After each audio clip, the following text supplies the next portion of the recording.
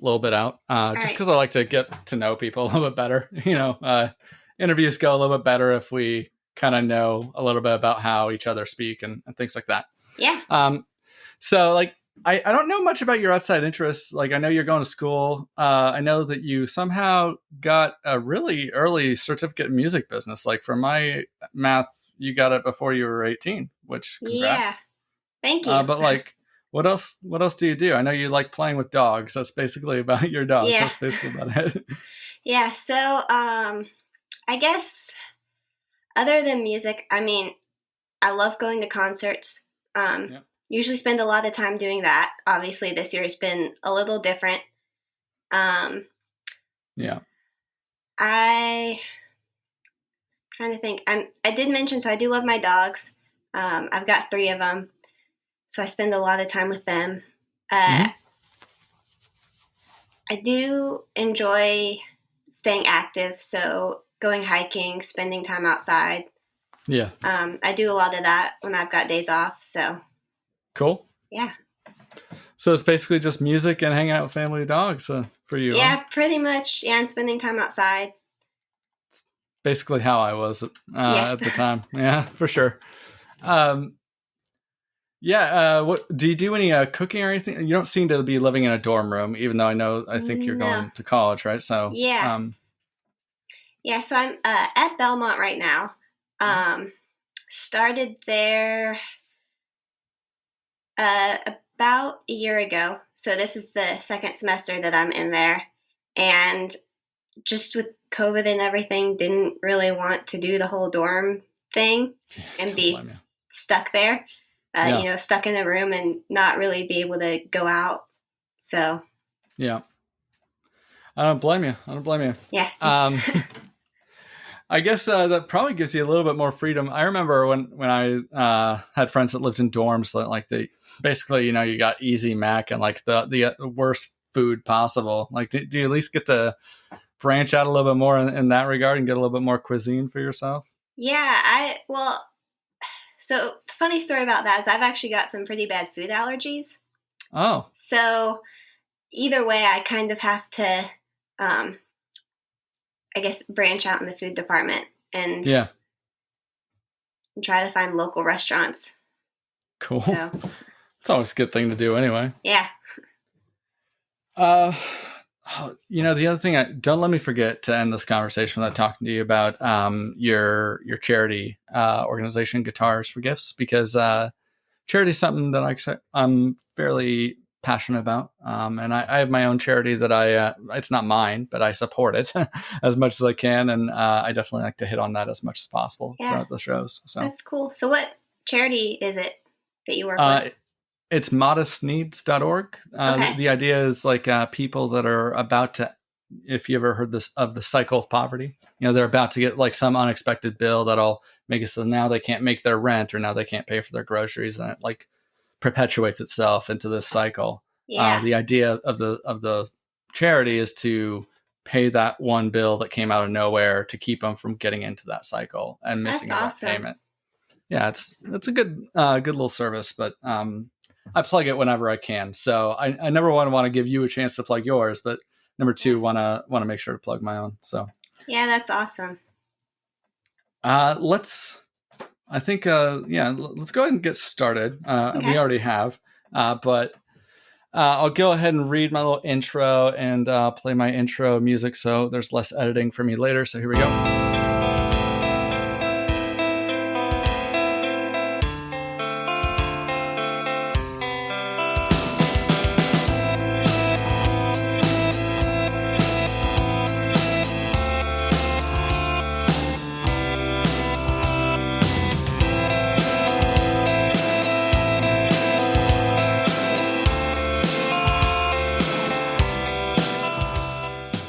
All right. So today we are joined by Anna Clark. She is a Nashville-based musician and philanthropist. As a day job, she actually works as a vinyl mastering engineer at Welcome to 1979 Industries, where she's been able to work on over 200 projects from bands such as Beck, Iggy Azalea, and Lizzie Loeb, and even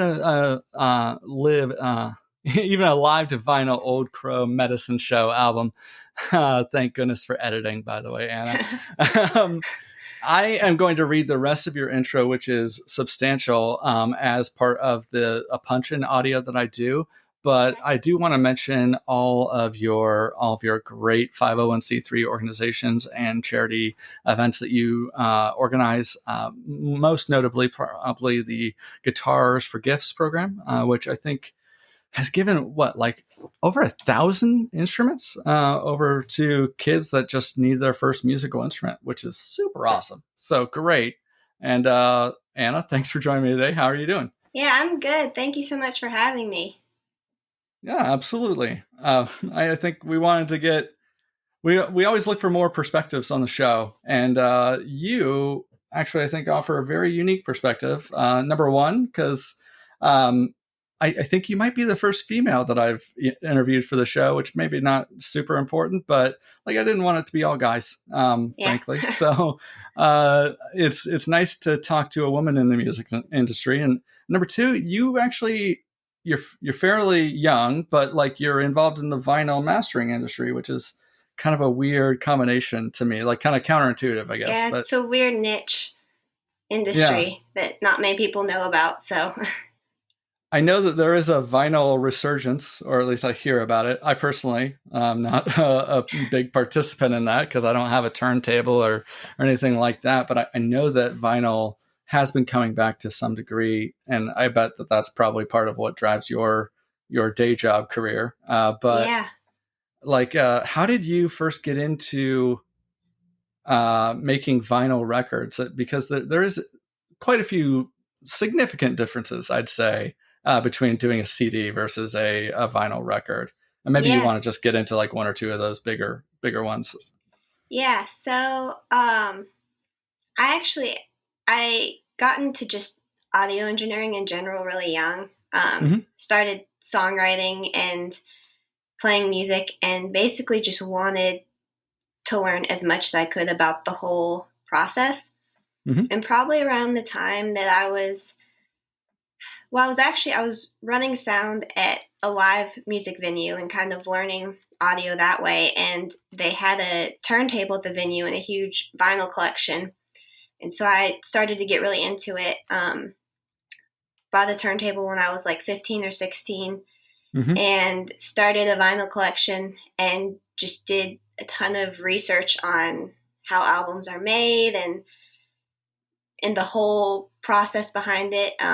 It's very fascinating to me, and ended up being able to start working at Welcome to 1979, where I'm actually able to cut lacquers Mm-hmm. and do vinyl mastering. So it was something that I guess because there's so few people who work in that industry, I Yeah. wasn't exactly sure if I'd even be able to get in the door, like Right. if there'd be any opportunities to do that. So I feel like I was just really lucky that there was. I guess it was just kind of Absolutely. like the right time. So yeah, you kind of got lucky, it sounds like, but you already had an audio background then. So you were what, digitally recording and writing your own music before? Yeah, Mm-hmm. yeah, I was doing that and just and running live sound and just trying to learn as much as I could. Yeah. So like, I know one thing that I never run into burning CDs or making digital releases is things like how loud is this portion of the song? Which it's my understanding that if you're making a vinyl record, the louder that portion of the song is, the wider the actual groove on the record is. Meaning, that, like Yeah, if you have a bunch of loud songs, you can literally fit less minutes of music on one side of a record.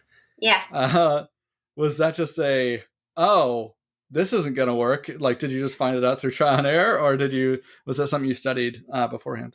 Yeah, so I'd studied audio in general beforehand, but the whole like mastering for vinyl is something that they don't really necessarily teach you. So that was something that I learned through um, just apprenticing and Mm-hmm. training for my job. Um, and that really was one of the first things that I learned when I was training was that essentially the louder the music is, the wider the groove is. And so you can physically fit less music per side. So what I'll do, since most of the stuff that I cut is actually new bands and new albums that want to get pressed to vinyl for the first time rather than like reissues or re-releases, is going through and basically looking at how long each side is and adjusting the overall volume level so that they'll be able to fit that music on the side. Gotcha. And also trying to work with the artist, because you never want to have a side that sounds so quiet that people can't really hear it. Right. You made it really quiet to fit all the stuff on there. Yeah. So there is a limit to how, like, I just have a cutoff where I'm like, hey, if it's going to be over a 22-minute side, you probably want to cut out a song. It's just trying to go over that. It's probably going to be too quiet and you're going to have complaints. So I read about you using a microscope as part of one of your checks when making a lacquer, but I guess my only experience with a microscope is the one that I had when I was very, very young, which had like a little backlight underneath, like a little thing with like a mirror, right? But obviously vinyl's not transparent. So how do you use a microscope to see the depth of your groove on a opaque material? Does that make sense? So basically the reason that we use a microscope is because the lacquers are so soft that you can't play them back. So after I cut a lacquer, that lacquer is going to get sent off to the plating department, and then they're going to press it. And you may get test pressings. The artist may decide to forgo test pressings, but that lacquer is going to essentially get duplicated hundreds of times. And so you have all these copies of albums out, and since you can't listen to it at the lacquer cutting stage, you want to have a way to essentially make sure that there aren't any huge errors. Gotcha. So it's basically just a microscope that we use that can magnify the grooves and basically just double check that none of the grooves are overlapping at all. Right. So sometimes they'll kind of touch, and that's okay, but you never want one groove to cut over another, because then your needle will just skip right over. Yeah. Exactly. So it's a way to check for that. It's a way to make sure that the depth of the grooves is okay, and that's basically the microscope has like a little ruler on it. Okay. So you can see how wide that groove is. Sure. That makes sense. Yeah. How much do you know about like various audio formats through the years? Like, do you know how vinyl compares to cassettes, compares to CDs in terms of like were certain frequencies overemphasized on certain audio mediums, or is that nothing that you've gotten into? Yeah, so I've gotten into that a little bit. I'll say it's a little different, or one of the things I've learned is that it's a little bit different with vinyl because each lathe that's used can emphasize different frequencies. So there, even with each individual piece of equipment, there can be some differences. Right. So there are some things that are fairly standard, just across different formats, right? But even I feel like as you get farther back, sometimes the specific piece of gear will impact something differently. Right. For sure. That makes a lot of sense. So you said earlier you were talking to me on your laptop, but is that your normal like recording gear? Because part of this podcast is about like just kind of talking to nerds about audio nerdery. So right now I'm just doing the live stream. My laptop has a little bit better camera. Okay, gotcha. Than the computer that I record with. So that was the only reason that I've got that set up right now. Okay. I think I read that you use a Studio Live mixer from PreSonus. Is that right? So that's mostly for like live sound and for producing. Yeah, like using it as a control surface basically for your DAW. Yep. How happy have you been with the DAW interactions with the Studio Live mixer? Like, is it something where you can literally walk up and start producing a song if you got an idea in like 5 minutes and have a template basically set up on your mixer itself? Yeah, so I've got a template set up in my DAW that I Mm-hmm. use, but Yeah. the Studio Live mixer has been great. I It's really easy because I've basically got all my mics plugged up and ready to go, and I love synths, so I've got all my synths plugged up, and I can basically just walk up and press a couple buttons, turn on the power, Mm-hmm. and start producing something. Um, Yeah, so yeah, it's really easy. that's cool. How flexible is it? Like when you, I think you also mentioned at some point that you use it occasionally for live shows as well. Like how easy is it to switch between those two modes of operation, for lack of a better term? Yeah, it's so the mixer's really easy to use um, for both. I mean, I'll save like a scene, especially if it's a band that I work with fairly regularly, where I know what they're gonna sound like. Mm-hmm. Um, so I've got a bunch of those saved, so I can just pull something up and I at least have a starting point. Of course, yeah, And then it's easy to just go home and pull up my production scene and have everything right back where I wanted it. that's cool. Yeah, so I like to keep things pretty quick.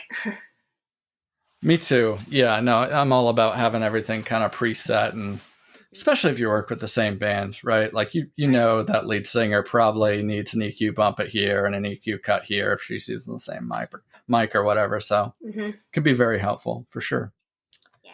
How powerful is the routing capability, the audio routing in the mixer itself? Like, could I do an easy loop back? I'm not sure if you're a Windows or a Mac user, but Yeah, so I'm a Mac. classically, oh yeah. So yeah, you're probably not even familiar with the loopback problem that a lot of Windows users have, where they cannot use audio hijack to like loop back the software output of one piece of software back into their mixer Yeah, and so have it be I've audible to their guest. I've heard about it, but I haven't experienced it myself. Right. So yeah. Lucky you. Yeah, lucky you. Um, how do you like your Scepter S6 monitors, which I had my eye on for a time? Yeah, Um, I love them. Um, to me, they sound very honest, which is one of the things I like. Like if I'm working on something that's not going to sound good, I want to know it's not going to sound good. there you go. Yeah. I don't want to feel like it's gonna end up like I'm gonna listen to it on my monitors and it's gonna sound really pretty, and then I take it somewhere else and it's not gonna sound good. Yeah. So they're really easy to like learn how they sound, I guess. Okay. Um, Yeah, that makes sense. yeah, it.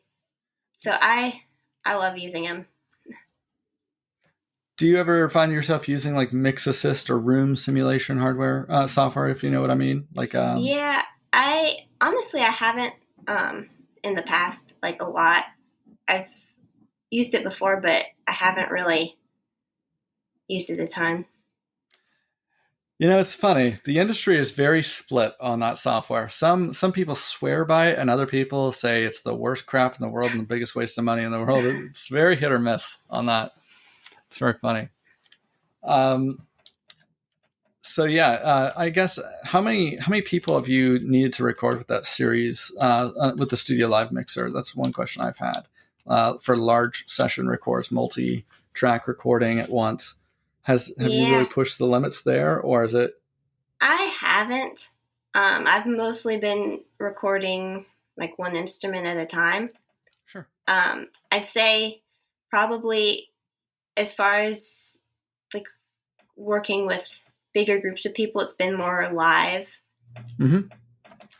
Um, like running sound for a live show or something. Right. Um, but yeah, as far as recording, I've mostly been doing like one instrument at a time. Mm-hmm. Have you ever had to route things out for like individual monitor mixes, like in-ear mixes or anything like that? I've done it for like two different people, but um, or like for me and someone else's recording, but I haven't done like where I'm doing a ton of different Yeah. people. Cool. So That's cool. I feel like I have to ask you this. As a vinyl mastering engineer, have you ever used the Ozone isotope vinyl plugin? And what are your thoughts on how closely it emulates this, like making a digital recording sound like it's coming through on vinyl?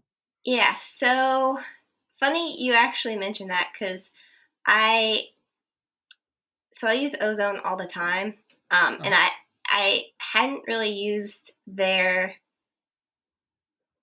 specific plugin that like makes it sound like a vinyl record until recently. I was working on a song with a friend, and he thought it'd be funny to put it on the song I was working on since I worked on vinyl, and he was curious if it sounded similar. And I honestly didn't get to listen to it that closely, so I don't know that I have a specific opinion on it yet. But when I saw it, I'm definitely interested to listen to it closer, and I'd be interested to even like A/B it. Right. That's actually what I was interested if you had done. Like I haven't done that yet, but it's something that I wanted to do, like take some audio and cut it onto a lacquer and record it back, and also use the plugin and see how similar they sound. Just to be clear, it occurs to me I never actually asked this question. I should have earlier. When you say cutting a lacquer, you're talking about cutting a metal piece, right? That vinyl will then be pressed onto to make the actual record, or is it the other way? Kind of. So what I do is it's an aluminum disc with a lacquer coating, and so the lacquer coating is soft, and the lathe has a needle, and that needle basically traces the groove into it, and then that lacquer is taken and gone. They take it to an electroplating process, and so it's essentially electroplated to make a negative at that negative point. Yeah. So negative. That makes sense. And then they basically take that negative and make another positive, which is called the mother. And then multiple stampers, which are also negatives, are made from each mother. And then essentially how many mothers and stampers are made is based on how many records they need. Gotcha. In the end. Okay. Because each stamper can only press so many records before it gets worn out. So, so the stamper is taken and it's put in a press, and basically it looks like a hockey puck almost, but it's basically a little bit of plastic, PVC. And when they press, it heats it up, and the stamper presses down, and it heats and cools really quick, and that's how the records are made. Oh, that's cool. So you're like making a metal version of the record with a lacquer coating on top, and then they make a mold from that, and then make another positive from that, and then they stamp stuff into that, basically. Oh wow. Yeah. So and then they have to make several of those in order to produce 10,000 records or something like that, right? Yeah. Interesting. Yeah, wow. And it's okay. It's even kind of weirder because every so often lacquers have to get recut, if they're gonna press more albums. So some of those albums that have been around since the 70s. Zeppelin 1. Yeah. Zeppelin 1 they've made a few lacquers for, probably. Huh? Yeah, and so they want to keep pressing that. The lacquers have to get recut every so often. So you can sometimes hear, typically if I'm going to recut something, I like to hear an original copy, or, as close to an original copy to make it try to sound similar. But obviously every engineer does things a little bit differently. And, some of the tools that I have now, like Ozone, they didn't have back then. So for sure. Is there also a question, like, I imagine for some of those really old recordings, right? Like Zeppelin 1, the originals would be on master, like magnetic tape, which degrades probably at a different rate than like a vinyl record that's never been played except for once would. So which would be your master in that case that you'd want to try and match? Yeah, Does so that make sense? it does. Yeah, and it kind of depends. So Mm, I mean, I know there are some albums that have they've cut the lacquers from the original master tapes, and it's kind of just one of those things where typically somewhere down the line the master tapes have been transferred to right. like a DAW, so there's a Mm-hmm. digital record of them. Mm-hmm. Um, so some of for some things we'll end up using that essentially that capture Okay. of the tapes. Okay. I've heard of.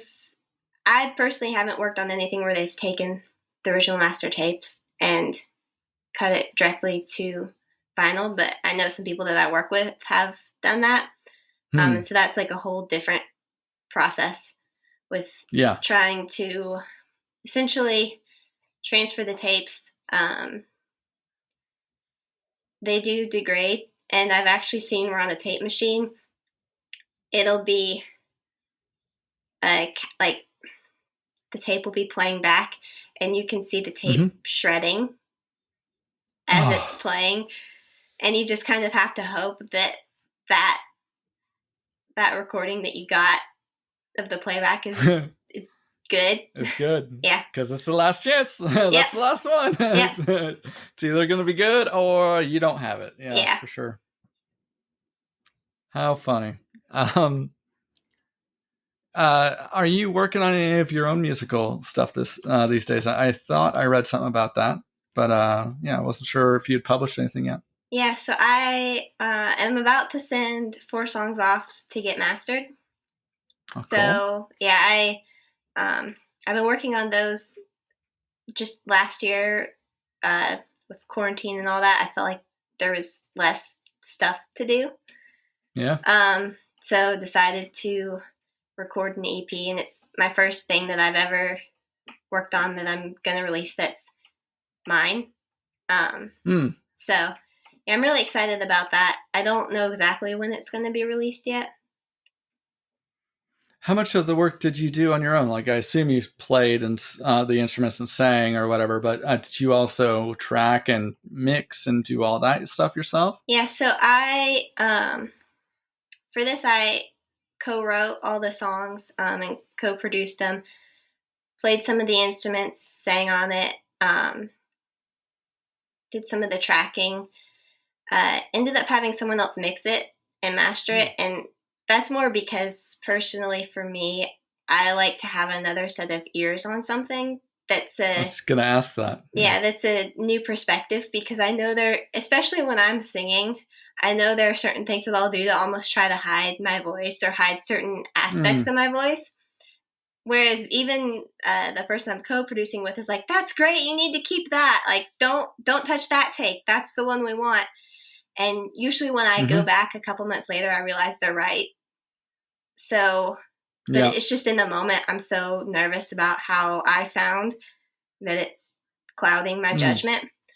So I personally feel like whenever it's something that I'm writing and performing on, I personally like to have someone else listen to it and work on it that I trust, so that I know that I'm not just doing something because there's some like a little something that I'm insecure about.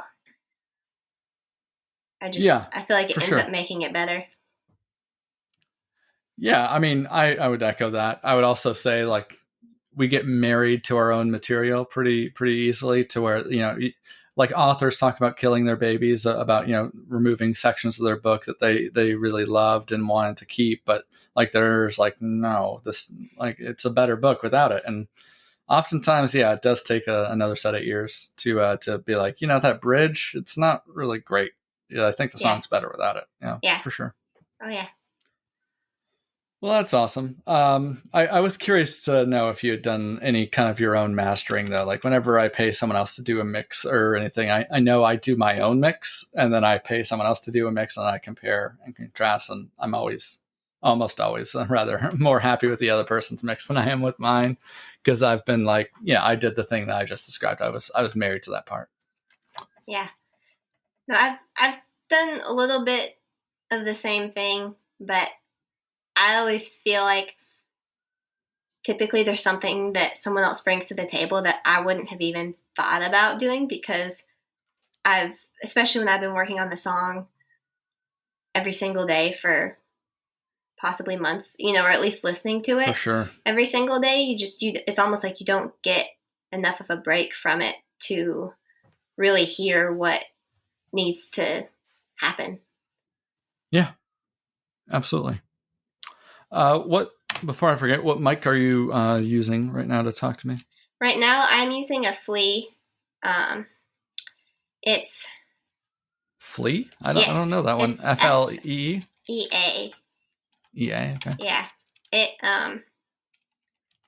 It's what I use to track all my vocals. Okay.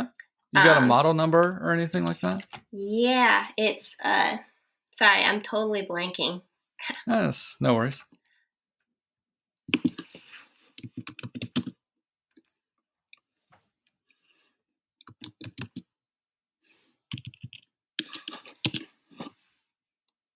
Yeah, it's a 47. 47. So it's cool. It's modeled Appears after. to be a large diaphragm condenser. Yeah. Right? Yeah. Cool. What's it modeled after? You said? Oh, it's I can't speak. Modeled after the Neumann. Oh, you go. Yeah. Oh God, I don't know how to spell Neumann. That's fine. I'm gonna butcher it. Neumann. Yep, that's how you spell it for sure. It's modeled after that. Okay. Luckily, no one else can see my screen, so they don't see how badly I spelled that. Cool. I think actually that will be a good transition into what I call my audio lightning round. So let's do that. Boom. Hopefully we hear that. There it is. Not sure why it came twice. That's weird. Hopefully it doesn't. Okay. Not fun. Okay. That's enough of that. I'm not sure. All right. Hopefully we can edit that fairly easily. I'm going to pull up my actual lightning round test. The idea of the lightning round is, I'll give my little preamble. So the folks at that music store that we all go to are pretty sure that those gold-plated, unbalanced monster cables are worth the 600% markup that they put on them. But I'm not sure that I agree, and I'd like to get your opinion on whether you agree. The idea is that I'm going to give you a series of questions. I'll try to remember to give you the list of finite answers, and I'd like you to pick from one of those finite answers and do your best not to explain. Afterwards, at the very end of the lightning round, we will go back and give you a chance to hedge or clarify anything that you want to clarify. Does that all make sense? Yep. All right. Cool. I'll probably change my answer 5 times, but let's go. This is the very point of the lightning round, is we get halfway through and everyone's like, oh, wait, but... So here we go. So is it worth the money to buy a fancy, unbalanced quarter-inch patch cable, like a guitar cable, for instance? And by fancy, I mean gold-plated, that sort of thing. And the answers are worth it or a waste of money.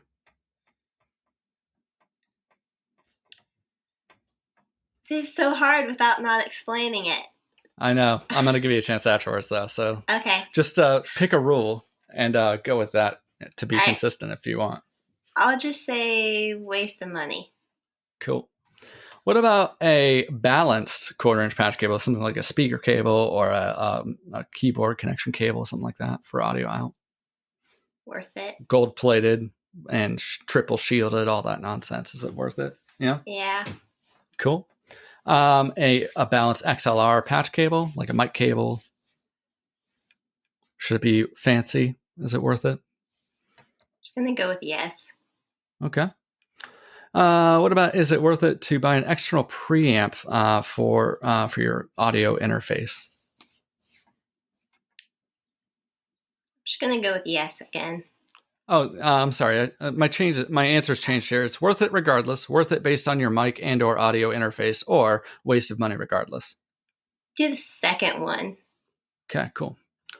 Is it worth the money to buy a third-party plug-in or hardware processor, things like VSTs or rack-mounted hardware, versus just your DAW stock plugins?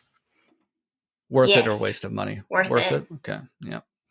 So worth the money by dedicated streaming hardware. You may not be a live streamer, so you may not have an answer on this, but your answers are worth it if your computer can't handle streams, worth it regardless, or waste of money. I honestly don't really stream a lot, so okay. I mean, I guess I'd just say waste of money since I don't do it. Gotcha. That makes sense. Is it worth the money to buy a green screen for live screens? I'm going to say no, waste of money for you. Your preferred DAW software is, just name it and I'll select it from the list. See, this is difficult because are you talking about mixing, producing, or mastering?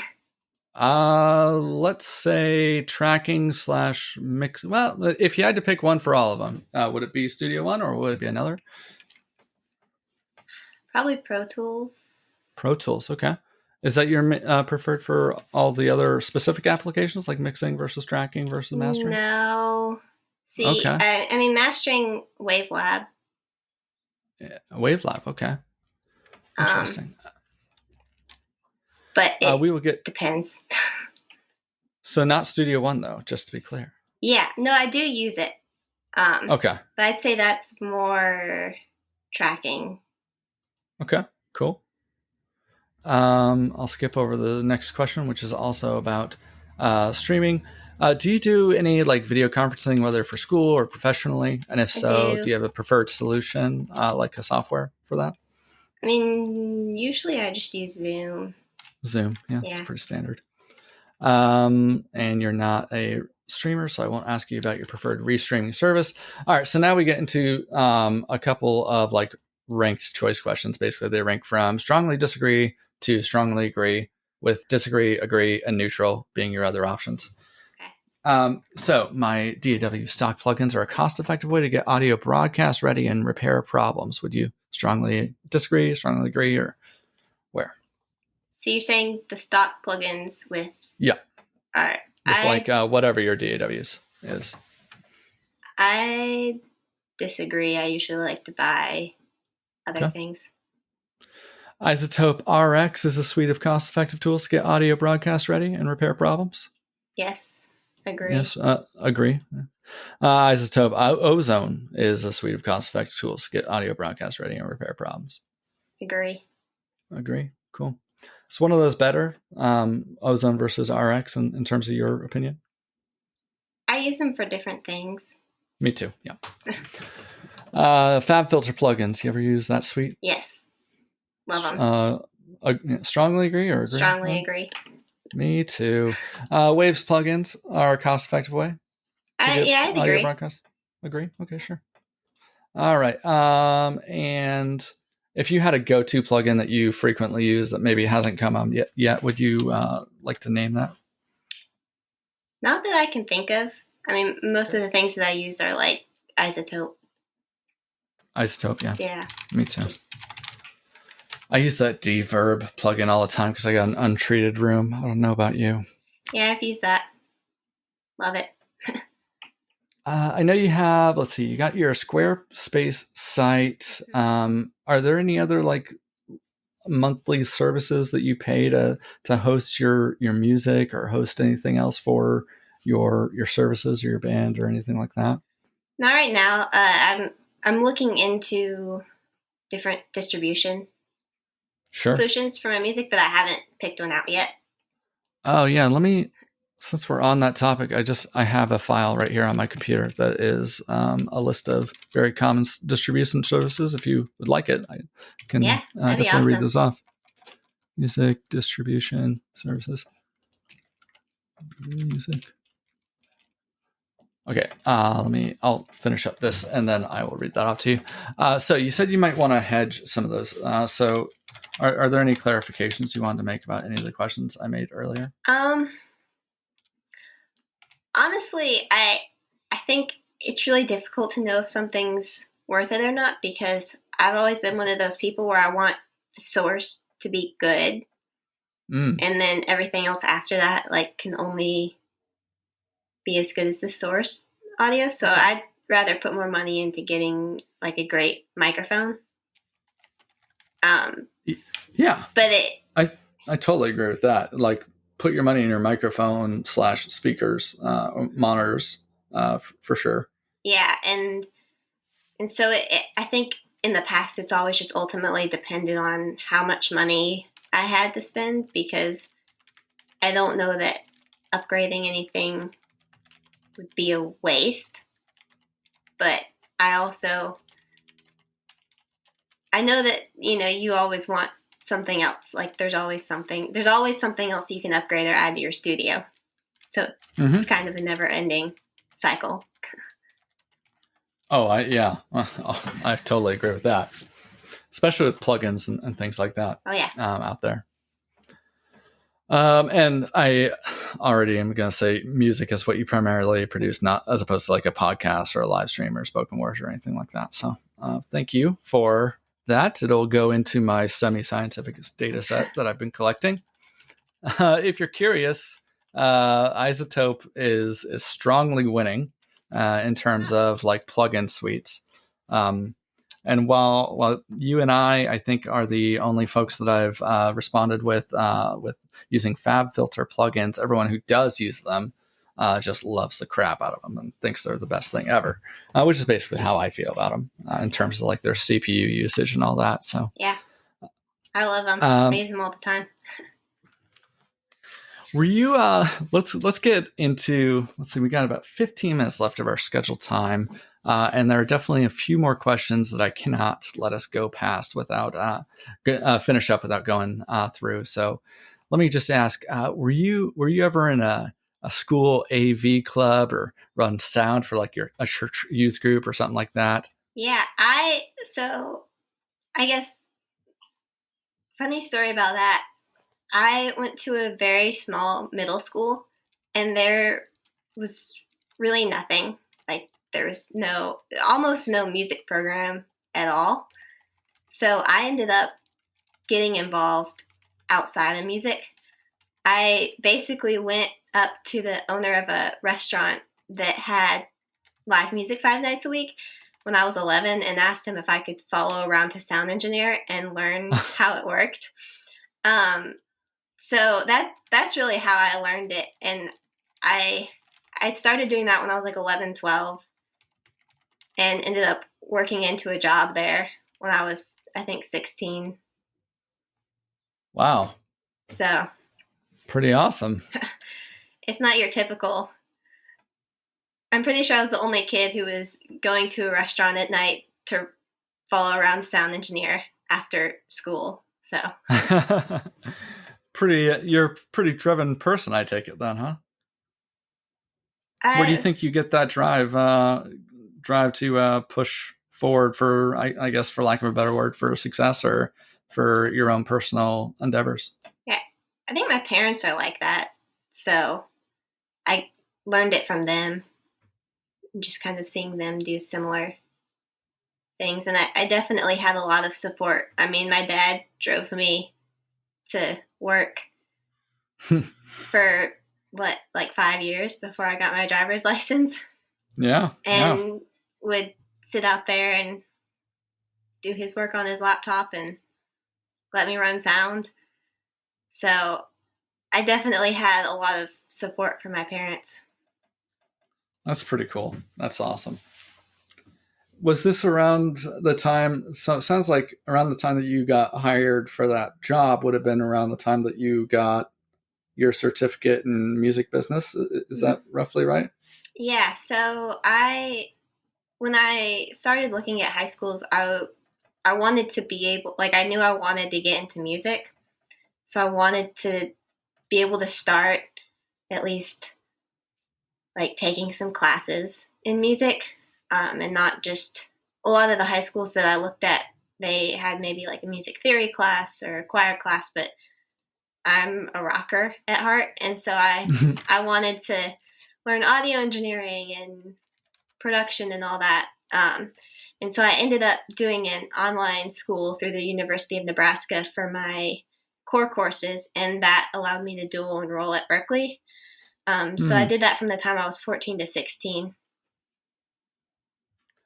And Sweet. that was like Well, my extra, I guess, your non-core classes. I don't really know what they're called, but extracurricular, I guess. yeah, Huh? yeah. There you go. Yeah. Well, that's pretty cool.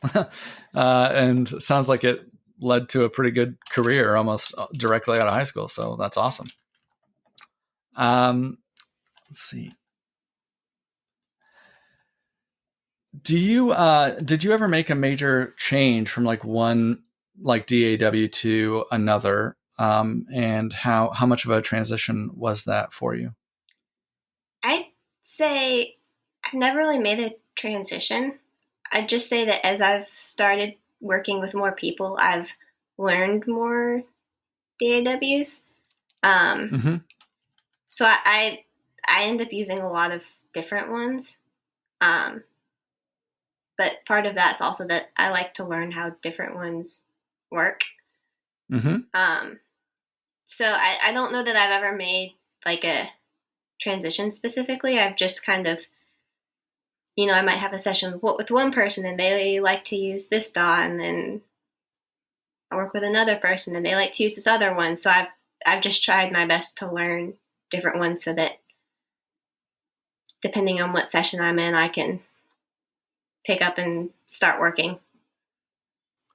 So is that one thing that you try to consider is like what if the person or a client that you're working with is also someone who works from home as a home engineer or home recording artist that and they use some bit of software that you try to learn how to use that software so you can do the session in that software and easily send them something that they can work with or Yeah, and I'd say like if I'm producing someone with something with someone else, if we're both using Pro Tools, it can be really easy for me to send them the whole session, and then they can add some stuff right. and tweak my parts, and then they can send it back to me, and I can tweak their parts. And so it sometimes using the same DAW makes it a little bit easier in that respect because they can see like what plugins I'm using, and I can also learn from them. I feel like I've learned the most by watching other people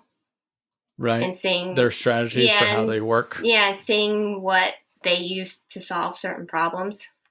Yeah, for sure. Let's see, we're coming up on about 10 minutes left. I always like to end with two final questions. So before we get to those, let's just make sure to talk a little bit more about the Guitars for Gifts programs that you ran or started, really. In 2011, hang on, quick math. You started that at what age? 11. Like 11. Yeah. Yeah. Wow. Good. Wow. Good work on that. I'm not sure how you pulled that together. Hopefully your parents helped you a little bit on the filing for the 501c3. Yeah. Like how did you get a passion for charity and all that? Yeah, so I guess at first I didn't really see it as a passion for charity. Growing up, my parents and my sister and I would always, my sister and I would always save up part of our allowance for a Christmas basket. Mm-hmm. And basically, as I got older, I noticed that a lot of teenagers didn't have gifts because it's so hard to shop for teenagers. Yeah. And so music's something I've always had a lot of anxiety, and for me, songwriting and playing music has really been a therapy. And so I wanted to give a couple guitars to that. And honestly, pretty much just through word of mouth, I started hearing from different music programs who needed instruments. And it's really hard for youth music programs to find whether it be grants or donors who are going to provide funds specifically for musical instruments. And sometimes even with a lot of schools, they have limits on what they can fundraise for and different things like that. And so I think through that, I saw there was a need, and it was something that I really wanted to help solve that need, find a solution for that. Yeah. Especially since music's been something that's really been helpful in my life. Yeah. Well, that's super cool. I can't believe it shows a big heart for an 11-year-old to think of that and then like actually spend some of their time instead of like playing or doing their own thing to actually help other people. I think that's cool. Thank you. That's kind of funny because I remember I started that like the summer before 8th grade, and when I went back to school, one of the teachers asked, they're like, "What's something that happened to you this summer?" And I was like, well, I got really frustrated because the IRS has a really long form for starting nonprofits, and I don't think that's what they thought, that an 11-year-old would be complaining that the IRS form to start a nonprofit is too long. Yeah, it is. It is a beast, though. I can attest to that for sure. Well, cool.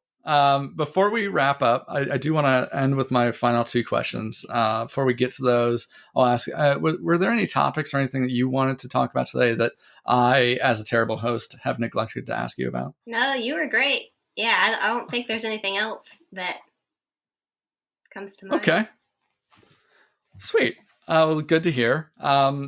Let's move on to my final 2 questions, and I bet for someone in your job, you might have maybe a horror story, or well, maybe not horror story. Maybe that's not the verbiage you would use when discussing a client, but like a funny story of like someone bringing you some like completely unusable audio where they want you to make a vinyl record from it or something like that.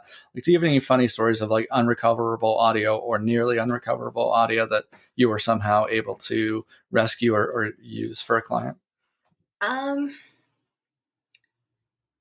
There are a couple different stories that come to mind. I mean, there have definitely been some where I've gotten audio, and it's one of the weird things about vinyl is it doesn't do well with like if you have like a pop in the audio or some, like if there's going to be one really loud spot, it doesn't like that.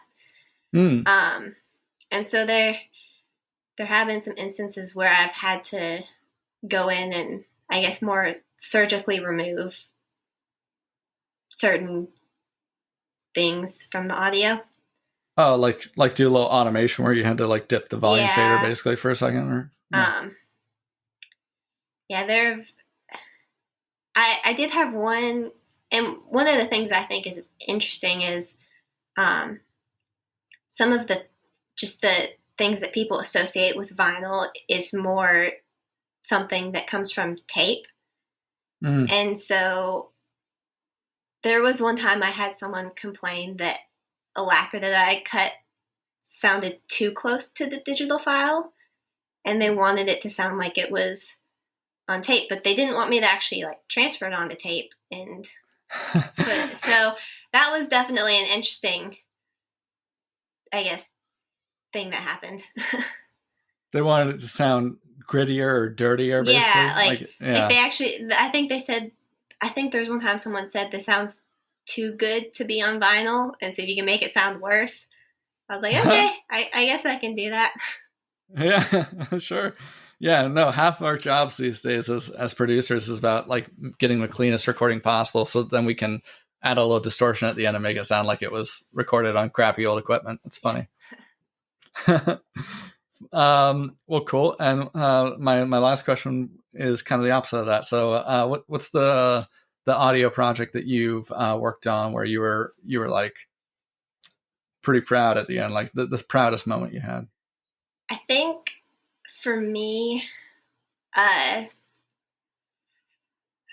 One thing was I did the lacquer cutting for a limited edition Beck single, and he's just so good that Yeah. The audio that I got was obviously amazing. Mm-hmm. And then after I ended up buying a copy of that, and I can't play back the lacquers. So even though I'd done some test cuts and heard those, my fingers were still crossed. I was like, please let this sound good, because this is not the person that I want to mess up. Right. But then being able to hear the single and know that it sounded good, that was pretty cool.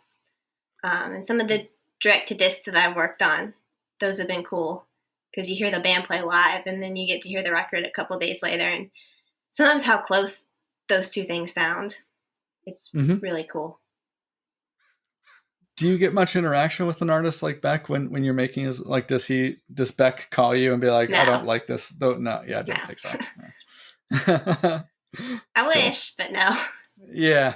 Well, just figured I'd ask. Well, thank you so much for joining us today. And yeah, I sure appreciate your time. You've been very generous, and I hope that we get to stay in touch, and maybe after your release comes out, we could hook up again. Yeah, well, thank you so much for having me. This was a lot of fun. Absolutely. Thank you, Anna. And have a good rest of your day. And I'll send you a link with a follow-up to this after we're done. So thanks. Yeah. Is there anything else that you need from me? So I think after this is done, I should be able to just download your audio, but in case there's anything that goes wrong, I might just shoot you an email. Just look for that. But yeah, otherwise, thanks for joining me, Anna. Yeah. I also just recorded it into my computer as well, using a mic. So I didn't know if, I think it cut out at one point. I was having a CPU issue. Oh, okay. But did you want me to send you that? Sure. Yeah. Okay. Send me a Dropbox link for that. Okay. And that way I'll have both what I have through Zencaster and your end as well. Okay. But I'm monitoring your audio stream as it comes in, and I can see this, no major pops or spikes or anything. So it looks okay. Okay. Looks like that at least got captured well. So thank you for your time. Yeah. Thank you. And have a good one, Anna. You too. Bye. Oh, and the outro music will play.